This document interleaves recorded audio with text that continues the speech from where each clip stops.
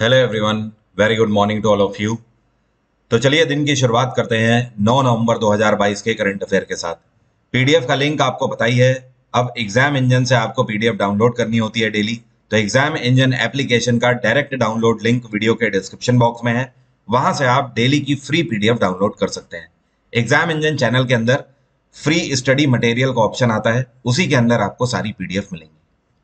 Daily सुबह 4 बजे ये जो मैं आपको करंट अफेयर देता हूँ, ये चाहे भारत का कोई भी एग्जाम हो, हर जगह पर आपको यहाँ से करंट अफेयर देखने को मिलेंगे। बस आप हर एक क्वेश्चन को कवर करते हुए चलें। सबसे पहले बात करेंगे कल के क्वेश्चन की। कल मैंने आपसे एक सवाल पूछा था कि योग दर्शन के संस्थापक के रूप में किसको जाना जाता है। मतलब अगर अंग्रेजी में बोले तो ये जो योगा की फिलॉसफी आई है दुनिया में, ये किसकी देन है। तो इसके लिए जनक माना जाता है पतंजलि को। पतंजलि के द्वारा योग शास्त्र भी लिखा गया है। क्या लिखा गया है? योग शास्त्र। उसी से हमें योगा के बारे में सबसे ज्यादा जानकारियां मिलती हैं। अब चलिए शुरू करते हैं आज के करंट अफेयर। पहला क्वेश्चन हमारा राज्य की न्यूज से है कि एक कौन सी राज्य सरकार है जिसने फैसला लिया है कि ये मथुरा वृंदावन को, जो कि अपने आप में भारत के सबसे बड़े तीर्थ स्थलों में से एक है, इसको पूरे तरीके से net zero carbon emission tourist destination बना देंगे। कौन से साल तक? तो ये है उत्तर प्रदेश में योगी आदित्यनाथ की सरकार, और इन्होंने फैसला लिया है कि आने वाले 2041 तक उत्तर प्रदेश के अंदर मथुरा वृंदावन को पूरे तरीके से जीरो कार्बन एमिशंस पर लेकर आएंगे। इसका सीधा सा मतलब यह है कि मथुरा वृंदावन के अंदर जितने भी गाड़ियां वगैरह चलेंगी, सारे इलेक्ट्रॉनिक व्हीकल्स को ही परमिशन होगी। कोई भी ईंधन से चलने वाली, जैसे कि आपका डीजल हो गया है, पेट्रोल हो गया, इस तरीके के किसी भी वाहनों को अनुमति नहीं दी जाएगी। इतना ही नहीं, मथुरा वृंदावन के अंदर टोटल 252 पॉन्ड्स हैं, मतलब तालाब हैं, जिनमें से आज की डेट में कई सारे सूख चुके हैं। इनको भी फिर से जीवित किया जाएगा। 24 वन है मथुरा वृंदावन के अंदर, इनको भी जीर्णोद्धार एक बार फिर से किया जाएगा। इनको भी बसाया जाएगा उसी तरीके से वन के रूप में। आपको पता है मथुरा और वृंदावन में अंतर क्या है? मथुरा जो है ये कृष्णा की जन्मभूमि है और भगवान कृष्ण का यहाँ पर जन्म हुआ, और यहाँ पर द्वारकाधीश मंदिर भी है। अब अगर वृंदावन की बात करें तो ये जगह जानी जाती है बांके बिहारी और दूसरे मंदिरों के लिए। अगला क्वेश्चन है, केंद्र सरकार के द्वारा भारत के अंदर शिक्षा के स्तर को बेहतर बनाने के लिए एक नई कमेटी की स्थापना करी गई है। इस कमेटी के अध्यक्ष के रूप में किसको अपॉइंट किया गया है? तो इस कमेटी के अध्यक्ष बनाए गए हैं डॉक्टर के राधाकृष्णन। क्या नाम है? डॉक्टर के राधाकृष्णन। और ये जो कमेटी बनाई गई है, इसका मेन उद्देश्य ये है कि भारत के अंदर जितने भी शैक्षणिक संस्थान हैं वो वर्ल्ड क्लास एजुकेशन दें। और अगर इनकी बात करें डॉक्टर के राधाकृष्णन की, तो ये आईआईटी की जो गवर्नेंस काउंसिल है उसके प्रेसिडेंट भी हैं इस टाइम पे। और ये कौन सा आईआईटी? आईआईटी कानपुर के बोर्ड ऑफ गवर्नर्स के प्रेसिडेंट हैं।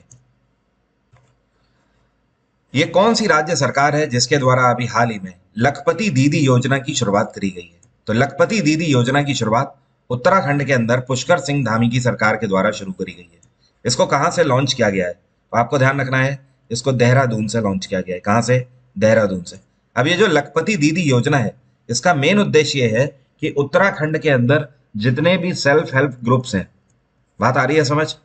तो ये जो सेल्फ हेल्प ग्रुप्स हैं जो कि महिलाओं के द्वारा संचालित किए जाते हैं, तो टोटल अगर बात करें तो 1.25 लाख महिलाओं को, 1.25 विमेंस को एम्पावर किया जाएगा। और मेन उद्देश्य यह है लखपति दीदी योजना का, इसका नाम लखपति दीदी इसलिए रखा गया है कि साल 2025 तक उत्तराखंड सरकार चाहती है कि इन महिलाओं के व्यापारों को इतना बेहतर बना दिया जाए कि प्रत्येक महिला पर मंथ 1 लाख रुपए से ज्यादा कमाए।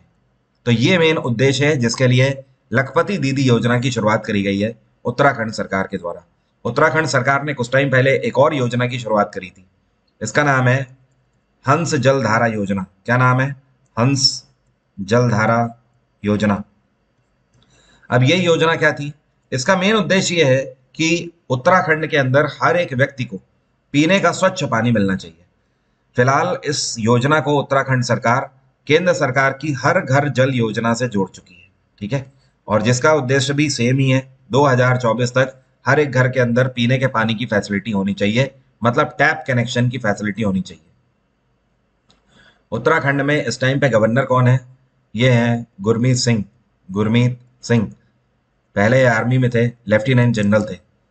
और पुष्कर सिंह धामी तो यहाँ के मुख्यमंत्री हैं ही हैं। आपको पता है उत्तराखंड की दो कैपिटल हैं, एक तो देहरादून है जिसको विंटर कैपिटल कहा जाता है, और समर कैपिटल आपकी क्या है? तो समर कैपिटल है गारसेन। क्या है? गारसेन। अगला क्वेश्चन है, अभी हाल ही में वोर्टेक्स के द्वारा एक डेटा लॉन्च किया गया है एनर्जी कार्गो ट्रैकर का। इस डेटा के आधार पर अक्टूबर 2022 में भारत को सबसे ज्यादा तेल की सप्लाई कौन से देश ने दी है? तो पिछले महीने अक्टूबर में भारत में जितनी भी तेल की पूर्ति हुई है उसमें से सबसे ज्यादा पूर्ति करी है रशिया ने। 100% में से 22% तेल की पूर्ति अकेले रशिया ने करी है। सेकंड नंबर पे इस पे रहा इराक। कौन रहा? इराक। इराक ने 20% आपूर्ति करी है। और तीसरे नंबर पे रहा है Saudi Arabia. Saudi Arabia. Saudi Arabia ने 16% आपूर्ति करी है। अपार्ट फ्रॉम दिस, ये तो अभी बात हो गई कि अक्टूबर के महीने में रशिया ने सक्सीड कर लिया इराक को पीछे छोड़कर, सबसे ज्यादा तेल प्रोवाइड किया है। बट इससे पहले ज्यादातर महीनों में इस साल या तो इराक और या तो सऊदी अरेबिया भारत के सबसे बड़े तेल आपूर्ति करता रहे हैं। इराक की कैपिटल है बगदाद, ईरान की कैपिटल तेहरान, रशिया की कैपिटल मॉस्को और अमेरिका की कैपिटल वॉशिंगटन। रशिया में इस टाइम पे व्लादिमीर पुतिन की सरकार है, ये यहाँ के राष्ट्रपति हैं। और रशिया में इस टाइम पे प्रधानमंत्री कौन है? तो ये हैं मिखाइल मिशुस्तिन। यहाँ पर मैं लिख देता हूँ मिखाइल मिशुस्तिन।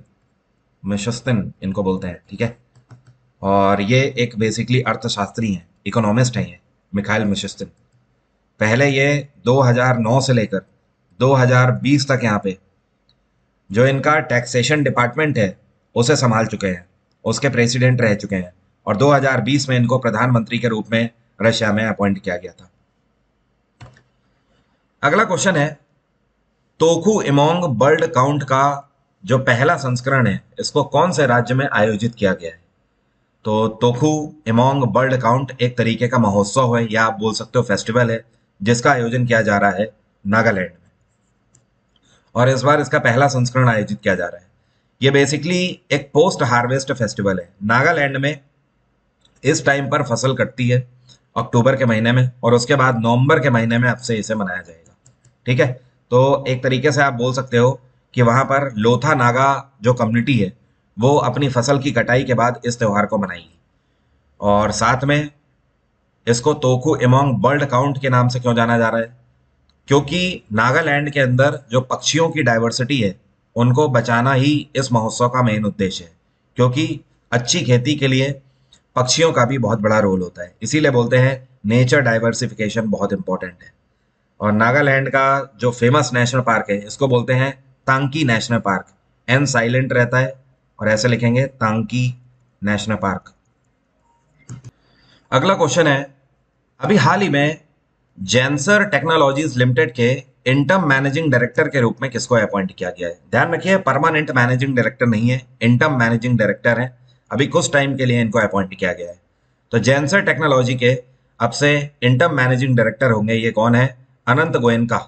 अनंत गोयनका। और करंट टाइम पे ये सीएट कंपनी का आपने नाम सुना है ना, टायर बनाती है ना सीएट, तो सीएट के मैनेजिंग डायरेक्टर हैं इस टाइम पे। और इंटर्म मैनेजिंग डायरेक्टर के रूप में इनको अपॉइंट किया गया है 31 जुलाई 2023 तक के लिए। और तब तक जेंसर टेक्नोलॉजीज की एक मीटिंग होनी है। अगर वो मीटिंग पहले भी हो जाती है तो इनका रोल यहाँ पे खत्म हो जाएगा, और अगर नहीं भी वो मीटिंग होती है तो 31 जुलाई 2023 तक के लिए तो इनको अपॉइंट यहाँ पर किया ही गया है। जेंसर टेक्नोलॉजी एक टेक्नोलॉजी कंपनी है, या फिर आप बोल सकते हो टेक्नोलॉजी सर्विसेज कंपनी है। और इसकी स्थापना 1991 में करी गई थी, 1991 में। और इसका हेडक्वार्टर है पुणे। आपको पता है, अभी मैंने आपको 2 दिन पहले भी बताया था कि एनर्जी एफिशिएंसी सर्विसेज लिमिटेड, जिसको ईईएसएल बोलते हैं, ईईएसएल के नए सीईओ के रूप में किसको अपॉइंट किया गया था? तो ये है विशाल कपूर। कौन है? विशाल कपूर। ये ईईएसएल के नए सीईओ बने हैं, ध्यान रखिएगा, इंपॉर्टेंट अपॉइंटमेंट है ये। और फिकी के भी नए प्रेसिडेंट कौन बने हैं? ये हैं सुब्रकांत पांडा। फिलहाल आ जाते हैं इस क्वेश्चन पर। अभी हाल ही में एफआईएच के नए प्रेसिडेंट के रूप में अगले 2 साल के लिए किसको अपॉइंट किया गया है? एफआईएच जिसको हम लोग बोलते हैं इंटरनेशनल हॉकी फेडरेशन। तो इसके नए प्रेसिडेंट के रूप में अपॉइंट किए गए हैं तैयब इकराम, ठीक है। और इन्होंने किसको सक्सीड किया है, तो इन्होंने जिसकी जगह ली है इनका नाम है सईफ अहमद। यहां पर मैं लिख देता हूं सईफ अहमद। अब देखो है क्या एक्चुअली कि 2014 में एफआईएच के प्रेसिडेंट के रूप में नरेंद्र बत्रा को अपॉइंट किया गया था, और नरेंद्र बत्रा ने अभी पिछले ही साल रेजिग्नेशन दे दिया, तो उनकी जगह पर एक्टिंग प्रेसिडेंट के रूप में आ गए थे सईफ अहमद। तो अब जाके परमानेंट प्रेसिडेंट बने हैं तैयब इकराम। और एफआईएच की अगर बात करें तो इसकी स्थापना 1924 में करी गई थी, इंटरनेशनल हॉकी फेडरेशन। इसका हेडक्वार्टर है स्विट्जरलैंड के अंदर लाउसेन, क्या बोलते हैं, लाउसेन। इसके सीईओ हैं इस टाइम पे थेरी विल, थेरी विल। अगला क्वेश्चन है भारत और ऑस्ट्रेलिया के बाइलैटरल रिलेशनशिप के लिए इन्होंने योगदान दिया है, और जिसकी वजह से इनको general division of order of Australia में ऑनररी मेंबर के रूप में अपॉइंट किया गया है। तो ये कौन भारतीय हैं, तो ये हैं अमित दास गुप्ता। अमित दास गुप्ता भारत की तरफ से ऑस्ट्रेलिया में सर्व कर चुके हैं काउंसल जनरल ऑफ इंडिया के रूप में, मतलब हिंदी में जिसको बोलते हैं महावाणिज्य दूत के रूप में ये वहां पर सर्व कर चुके हैं। और इनके टाइम पीरियड में ये जो 2009 से लेकर 12 तक वहां पे इस पोस्ट पे थे, इनके टाइम पीरियड पे भारत और ऑस्ट्रेलिया के बीच में काफी बेहतर रिलेशन हुए। तो इन सारी चीजों को देखते हुए ऑस्ट्रेलिया के द्वारा इनको ऑनररी मेंबर के रूप में अपॉइंट किया गया है general division of order of Australia में।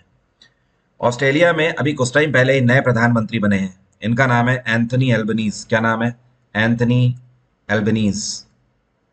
और इन्होंने किसको सक्सीड किया था, इन्होंने जगह ली थी स्कॉट मॉरिसन की, स्कॉट मॉरिसन। तो अब इस टाइम पे एंथनी एल्बनीज है। ऑस्ट्रेलिया की कैपिटल है कैनबरा, और यहाँ पे करेंसी चलती है डॉलर। अगला क्वेश्चन है अभी हाल ही में पंजाब नेशनल बैंक में अगले 3 सालों के लिए नॉन ऑफिशियल डायरेक्टर और नॉन एग्जीक्यूटिव चेयरपर्सन की पोस्ट पे किसको अपॉइंट किया गया है। तो ये जो व्यक्ति अपॉइंट किए गए हैं इनका नाम क्या है, ये है केजी अनंत कृष्णन। ये इन दोनों पोस्टों को संभालेंगे अगले 3 साल के लिए पंजाब नेशनल बैंक में, नॉन एग्जीक्यूटिव चेयरपर्सन और non official director. Punjab national bank में इस टाइम पे सीईओ कौन है, ये है AK गोयल, अतुल कुमार गोयल। कुछ टाइम पहले ही इस साल के शुरुआत में 2022 के शुरुआत में ही इनको अपॉइंट किया गया था। तो अतुल कुमार गोयल का भी आप नाम ध्यान रखिएगा, क्योंकि ये भी आपसे पूछ सकता है। पंजाब नेशनल बैंक भारत का पहला स्वदेशी बैंक है। इसकी स्थापना 1894 में हुई थी, और इसके संस्थापक थे लाला लाजपत राय। ये तो बात हो गई पीएनबी की। पीएनबी के अलावा 3 बैंक और हैं जिनमें अभी नॉन एग्जीक्यूटिव चेयरपर्सन को अपॉइंट किया गया है। अब ये 3 बैंक कौन कौन है, तो देखिए यहाँ पर जो विजय श्रीरंगम है इनको कैनरा बैंक में अपॉइंट किया गया है, कैनरा बैंक में, ठीक है, जिसका हेडक्वार्टर बैंगलोर है। दूसरे हैं श्रीनिवासन वरदराजन, जो यहाँ पर लिखे हुए हैं, तो इनको अभी हाल ही में यूनियन बैंक ऑफ इंडिया में अपॉइंट किया गया है। ये सब ध्यान रखिए, मैं बात कर रहा हूँ नॉन एग्जीक्यूटिव चेयरपर्सन अपॉइंट किए गए हैं। और इसके अलावा अगर चरण सिंह की बात करी जाए तो ये अपॉइंट किए गए हैं पंजाब एंड सिंध बैंक में, जिसका हेडक्वार्टर नई दिल्ली है। तो ये 4 आप ध्यान रखिएगा, कैनरा बैंक सबसे ऊपर, दूसरे नंबर पे पीएनबी के, तीसरे नंबर पे यूनियन बैंक ऑफ इंडिया के, और चौथे नंबर पे पंजाब एंड सिंध बैंक के। अगला क्वेश्चन है अभी हाल ही में बायजूस, जो कि एक एजुकेशन टेक्नोलॉजी प्लेटफॉर्म है, इन्होंने किसको अपना ब्रांड एम्बेसडर नियुक्त किया है। तो बायजूस ने लियोनेल मेसी को अपना ब्रांड एम्बेसडर नियुक्त किया है। लियोनेल मेसी के बारे में शायद ही कोई ऐसा हो जो ना जानता हो। ये अर्जेंटीनी खिलाड़ी हैं, और आज तक सबसे ज्यादा बैलन डी'ओर इन्होंने ही जीते हैं। बायजूस ने टारगेट लिया है कि इस कैंपेन के तहत ये 5.5 मिलियन स्टूडेंट्स को रीच करेंगे पूरे भारत भर में शिक्षा देने के लिए। और बायजूस का हेडक्वार्टर क्या है, तो ध्यान रखना है इसका हेडक्वार्टर बैंगलोर है। क्या है, बैंगलोर। और अभी कुछ और भी ब्रांड एम्बेसडर अपॉइंट किए गए हैं, जैसे कि मैंने आपको बताया था कुछ टाइम पहले, हाल ही में बंधन बैंक के भी ब्रांड एम्बेसडर बने हैं। बंधन बैंक के ब्रांड एम्बेसडर कौन बने हैं, सौरव गांगुली। और जो इसी साल T20 world cup for blind होने वाला है, उसके ब्रांड एम्बेसडर युवराज सिंह अभी हाल ही में अपॉइंट किए गए हैं। कुछ टाइम पहले डॉक्टर ट्रस्ट के ब्रांड एम्बेसडर भी बनाए गए थे। ये एक मेडिकल इंस्ट्रूमेंट कंपनी है, और इसके ब्रांड एम्बेसडर रोहित शर्मा बनाए गए थे। कौन, रोहित शर्मा। अगला क्वेश्चन है ये कौन से पहले ऐसे भारतीय खिलाड़ी बन गए हैं और दुनिया में दूसरे खिलाड़ी बन गए हैं जिन्होंने एक कैलेंडर ईयर में इंटरनेशनल T20 फॉर्मेट में 1000 रन ठोके हैं? तो ये हैं सूर्य कुमार यादव।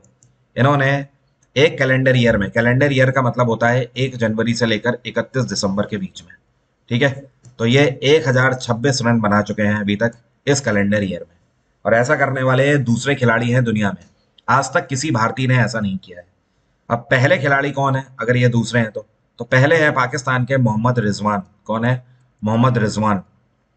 इन्होंने पिछले ही साल 2021 में 1300 से भी ज्यादा रन बनाए। कितने? 1300 प्लस। अगर एग्जैक्टली बात करी जाए तो मोहम्मद रिजवान ने करीब 1326 रन बनाए थे और ये इस टाइम पे 1026 पे है, राइट। तो 300 रन अभी पीछे हैं मोहम्मद रिजवान से और 2 महीने बचे हुए हैं, नवंबर और दिसंबर। तो देखना ये होगा कि क्या सूर्य कुमार यादव मोहम्मद रिजवान को पछाड़ पाएंगे। फिलहाल आप इतना ध्यान रखिए। अगले क्वेश्चन पे चलते हैं। यहां पर आपसे कह रहा है 8 से लेकर 10 जनवरी तक 2023 में मध्य प्रदेश में इंदौर के अंदर 17वें प्रवासी भारतीय दिवस सम्मेलन का उद्घाटन किया जाएगा। तो इस बार हमारे चीफ गेस्ट यहाँ पर कौन होंगे? तो इस बार चीफ गेस्ट के रूप में बुलाए जा रहे हैं गोवाना के राष्ट्रपति, प्रेसिडेंट ऑफ गोवाना। और यहाँ पे राष्ट्रपति कौन है जो आपको पिक्चर में दिख रहे हैं? इनका नाम क्या है? ये है डॉक्टर मोहम्मद इरफान अली। मोहम्मद इरफान अली। तो ये इस बार वहाँ पे चीफ गेस्ट होंगे।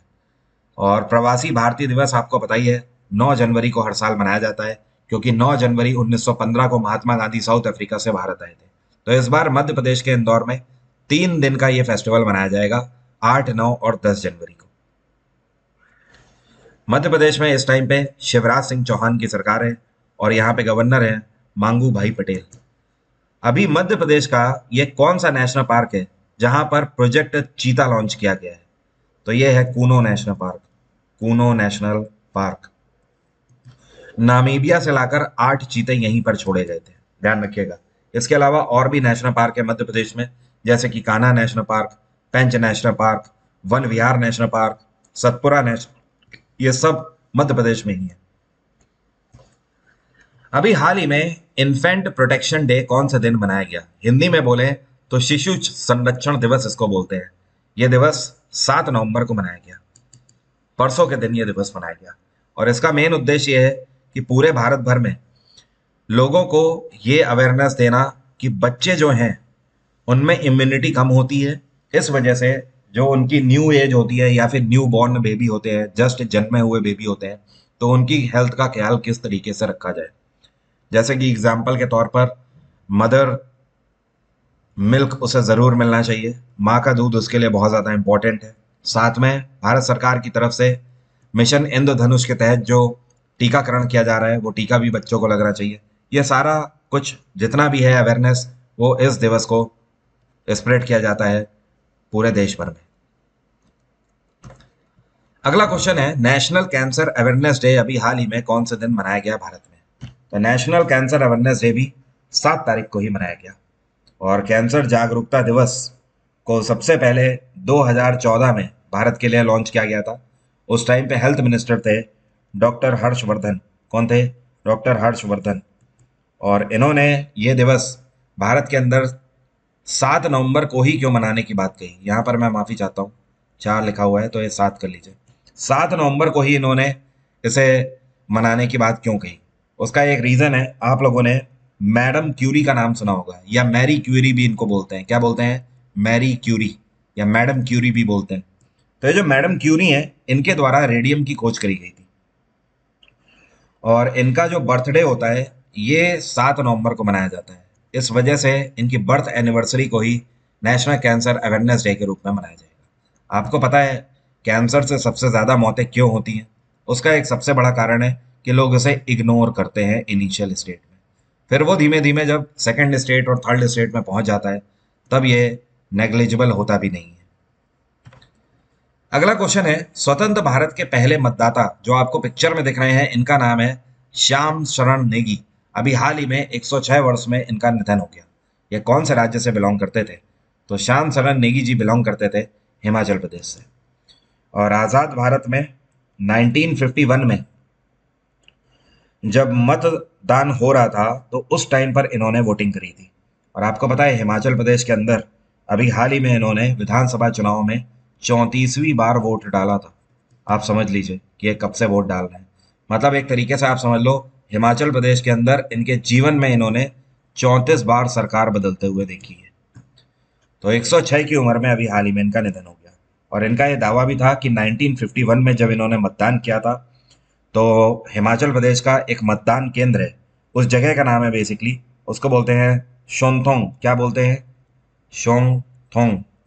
उस मतदान केंद्र में इन्होंने मतदान किया था। और इनको अभी कुछ टाइम पहले पुष्कर सिंह धामी सरकार सॉरी जयराम ठाकुर की सरकार के द्वारा हिमाचल प्रदेश के अंदर इलेक्शन एम्बेसडर के रूप में भी चुना गया था। तो अब इनका निधन हो गया। अब मेरा आज का सवाल है आपसे, आप में से कितने लोग बता सकते हैं कि बिम्स्टेक जो कि एक ग्रुप है बंगाल की खाड़ी के लिए बना हुआ है, इनमें से कौन सा देश है जो कि बिम्स्टेक का मेंबर नहीं है? अगर आपको पता है तो कमेंट बॉक्स में जल्दी से लिखकर बताइए। जो फाउंडेशन बैच है वो 10 नवंबर से हमें स्टार्ट कर रहे हैं। साल 2023 के सभी एसएससी एग्जाम्स को टारगेट करते हुए, सभी राज्य के एग्जाम को टारगेट करते हुए। तो आपके पास 2 दिन का समय है, आज और कल आप इसके लिए एनरोल कर सकते हैं। Thank you so much, have a nice day, take care, bye bye, आपका दिन मंगलमय हो।